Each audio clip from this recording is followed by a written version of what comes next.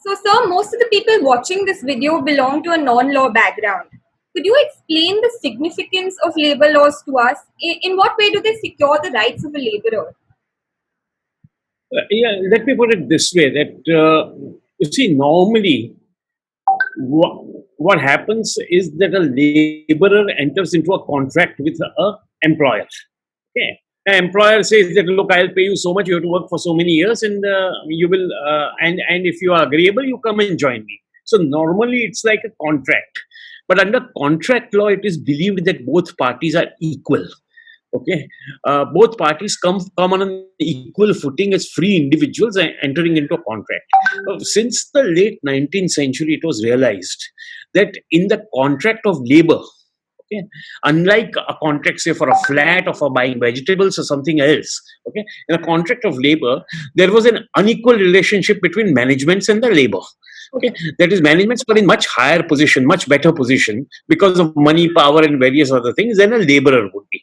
And therefore, the state decided that we'll intervene by neutralizing this inequality through laws. And those are the labor laws. Okay, so labor laws basically neutralize the inequality between labor and management in terms of working hours, in terms of various other things, Okay. So recently, various state governments have introduced changes in the labor laws, but most of us are still clueless about the implications of the same.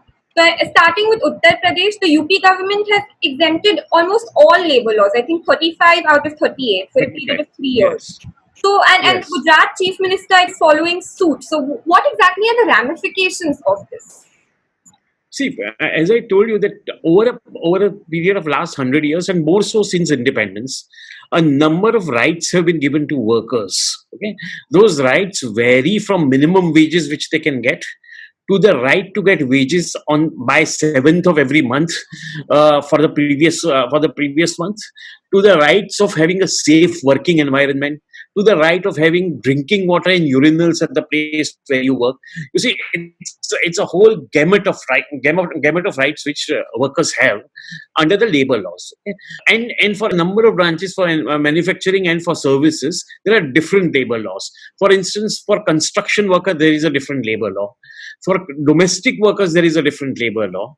Okay? BD workers, there is a different labor law. So you have different kinds of labor. Now, what this particular changes, which are thought to be brought about, is essentially to say that for 3 years we'll suspend all the labor laws. Okay, so labor laws will not be applicable, barring a few, which is likely to lead to extreme exploitation, because labor laws across the world have been brought in to prevent exploitation. As it is, as you are seeing right now with migrant, like there is a Migrant Workers Act. Okay, the problem is none of these laws have been implemented. Migrant Laborers Act, which has been there since 79, obliges every state government to have a list of migrant laborers who come in. If they had done this, they'd have had a list of migrant workers, and they would have known who is come from where do they have to go, etc., etc. But the law is not implemented, so this is the problem. But anyway, coming back to your question, okay, what happens is that they are saying that we will not implement any of the laws, okay, labor laws, for the next 3 years, as two of the states are saying. Some others are saying something else. So, and we don't know really where it is going to end, because this is an ongoing exercise which may spread across various other states. Yeah. So this is likely to lead to a lot of exploitation, because workers are in no position. You saw the situation of migrant workers. If you're seeing the daily news channels, you see how, I mean, they're completely pathetic. They have no money, they have nothing, no food, nothing. They have been walking around. Now these people will agree to work for 50 rupees a day if today they are not getting anything. So the exploitation which will happen because of the non-implementation of labor laws is likely to be dramatic and colossal. So that's why one is saying that you should not do this. Could you give us an example of the sort of exploitation that takes place? Because, I mean, we've heard a lot, but we're not very sure what exactly that translates to. There are 2-3 things which happen. Okay, like take for instance a rural area, agricultural area. Okay, in villages you have money lenders. Okay, so and money lenders are also landlords in many cases. So what happens is that I, as a laborer, have no money. I go to the landlord to ask for a loan. Okay, he gives me a loan, but against the loan he'll charge me some 70%, 100%, 200% interest. Until I pay that interest, I'll have to work on his field free of charge. Okay. Now, this is what is known as bonded laborers. This is something very widespread across the country in rural areas, especially. In urban areas, the same thing. I mean, look at a domestic worker or look at a construction worker. Construction worker, I mean, they are paid on a daily basis. They have no guarantee that tomorrow they will be paid, day after tomorrow they will be paid pathetically. But people come from rural areas to urban areas, the migrant workers, because they don't find. They may have a house in the rural area, but they don't have work in the rural area. So what happens is that as it is, if you see the situation of construction workers, the situation of domestic workers, situation of various other kinds of workers is quite pathetic. Okay, and this is something which has been going on. This is nothing to do with COVID. It's anyway quite pathetic, but at least they have some law to look back on. They have some law by which they can try and implement. Not that everybody implements it. Now that also will go away because of the kind of changes in the labor law which are coming about. Okay. So does this also impact a laborer's conditions within a factory? Yes, you see, Factories Act is the act which deals with conditions of work on the shop floor in the factory. Okay, and it provides for detailed things such as ventilation, drinking water, urinals, the number of hours you can work, the kind of safety measures which have to be taken depending on the machine, depending on the industry you're working on. If you're working in an asbestos industry, you have to take certain kind of precautions. You're working in a steel factory, you have to take certain other kinds. So all those are given out in details as to how at factory level your safety and your health and your hygiene are paramount, and those are given in the Factories Act. Now, if you suspend Factories Act, then all this goes away. All this goes away, and there is no reason or logic to suspend a basic thing like how many urinals you should have, or whether you should have drinking water or you don't have a drinking water. If I'm going to work for 12 hours in your factory, I must have access of drinking water. Now, these are the kind of things which are provided under the Factories Act. Similarly, if you see recently what happened in Vishakhapatnam when there was a gas leak, okay, the gas leak was there because the safety measures were compromised. The factory inspector was supposed to check whether the factory has complied with safety measures, had not gone and checked. And this was despite Factories Act being there. And now you remove Factories Act, it will even be more. It will be multiplied. These kind of situations. Okay. So what about trade unions? Are trade unions going to be able to fight against this or seek some redressal measures? The, the problem is that when you forming a trade union is under our constitution a fundamental right. Yeah. Okay, that any seven people can come and form a trade union.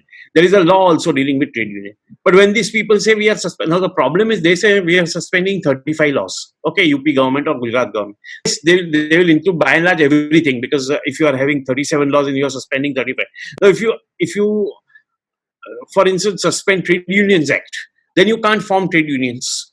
See, the reason why trade unions were allowed was because it was felt that workers are not in a position to individually bargain with the management about their terms and conditions. They need some kind of a collective apparatus, collective mechanism, which represents them rather than individual. And that's why you have trade unions. So historically, trade unions have been dealing with managements. Of course, the trade unionism in India is quite low. It's hardly about 8% of workers are unionized, even otherwise. Okay, but wherever they are unionized, it is seen that the conditions are better than where they are not unionized. That's the fact. So, not allowing them to unionize will of course affect the workers' rights, and if trade unions do work effectively, it will better the rights. I mean, that's what one can say generally. Okay. So apart from Gujarat, Madhya Pradesh, Uttar Pradesh, there are various state governments that have also just increased the working hours from 8 to 12. So so the layman, it seems like they're just trying to revive the economy by doing this. So what do you have to say to that? No, I don't agree. See, remember one thing. Ultimately, you are reviving the economy for whom? You are reviving it for the 80%. The idea of reviving the economy is that the economy benefits the majority of the population. Otherwise, there is no purpose of reviving an economy. The only reason you revive is it benefits the majority of the people. Now, if the majority of the people are going to be asked to work for 8, see, 8 hours working day is something which was fought 150 years ago in Europe, in USA, etc., and the workers won that right because beyond 8 hours, it has been proved scientifically that it's not possible to keep on doing work and not affect your health. So, so this increase in workload is going back 150 years. Okay, in last 150 years, the world's economy has grown a lot. Am I right? It grew a lot despite there being an 8 hour embargo on working. During this 150 years, you had the Great Plague, you had the Great Influenza, you had the World War I, World War II, everything you had. And despite that, it was 8 hours working hours, and still the economies were revived and so there is no reason why this would lead to any revival of economy. I do not feel so. Okay. So another thing is that India's labor laws have been criticized for being very restrictive. So are these relaxations going to remedy this, or do you think they're just creating an enabling environment for exploitation?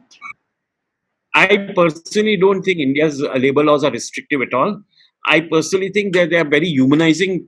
They basically provide human rights no, none of the labor laws says that you should pay 1 lakh rupees a month. None of the. I mean, it's when you are looking at labor laws, you look at what kind of rights it gives you. What are the rights it gives you? It gives you right to minimum wages. What is a minimum wage? 7,000, 8,000 rupees a month. Okay, uh, even in that you can't survive. No, these are the kind of rights. What does it say? That you can't have bonded laborers? What does it say? That you can't have sexual harassment at workplace? That's what your labor law says. Now, are you going to say that therefore allow sexual harassment so that more so that more do that? Otherwise, I mean, equal remuneration act. What does it say? That men and women should be paid equally for equal amount of work. Okay, that's what it says, equal remuneration act. So are you going to say that no, let women be paid less than men, and that's how our economy is going to go up? I mean, see, these kind of arguments, according to me, are completely invalid. Okay, show me one labor law which has stopped somebody from coming in, from starting an industry. That has not happened. It's a failure of government policies. It's a failure of various other things which is led to the kind of economic crisis which we saw even before COVID. COVID is not something which brought the economic crisis. Even before COVID, there was economic crisis. We were undergoing an economic crisis. I personally don't agree at all that India's labor laws are, restrictive, or that by removing the labor laws you are going to allow for capital flexibility or something like that. No, I don't believe that. So, as you mentioned yourself, the right to form a trade union and the right to healthcare, they're fundamental rights. Further, according to Article 39, 41, 43, labor rights are protected. So, do you think this relaxation is unconstitutional? I absolutely think it's unconstitutional for various reasons. Of course, that it violates the constitution. It, I mean, and time and again, Supreme Court has said that minimum conditions of service are part of fundamental right. Supreme Court itself has said that you can't pay less than minimum wages. That you can't, that right to form union is part of Article 19, fundamental right. Okay, so these are all parts of fundamental right. You may tweak around a little bit here and there, but just suspending them outright, okay, is something which is completely unconstitutional. And it has been challenged, I believe, in some courts. So I don't know what will happen Yeah, at the it end of the day. has. That's been said. Yeah.